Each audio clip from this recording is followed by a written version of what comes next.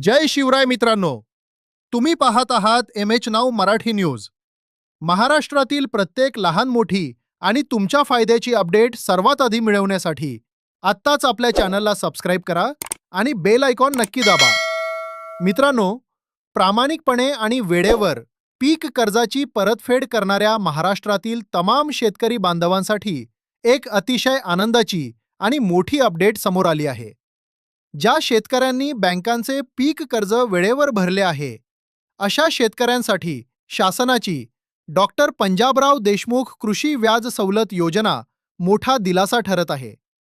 या योजनेअंतर्गत मंजूर झालेली व्याजाची रक्कम आता थेट शेतकऱ्यांच्या बँक खात्यामध्ये डीबीटी म्हणजेच थेट लाभ हस्तांतरणाद्वारे जमा होण्यास सुरुवात झाली आहे। काय आहे हा नवीन बदल? मित्रांनो, आधी या व्याजाचा परतावा थेट बँकांकडे जमा केला जायचा।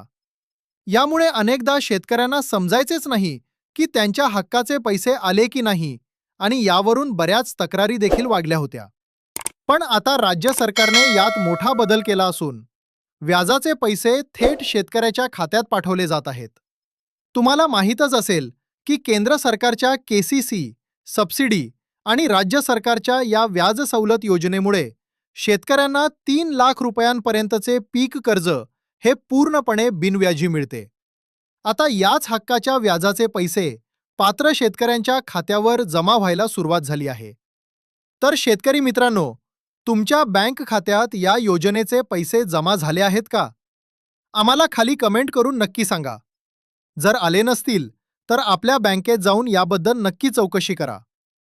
ही माहिती महत्त्वाची वाटली असेल तर व्हिडिओला लाईक करा, सर्व शेतकरी बांधवांना शेअर करा आणि अशाच अपडेट्ससाठी एम एच नाऊ मराठी न्यूजला नक्कीच सबस्क्राईब करा। धन्यवाद। जय महाराष्ट्र।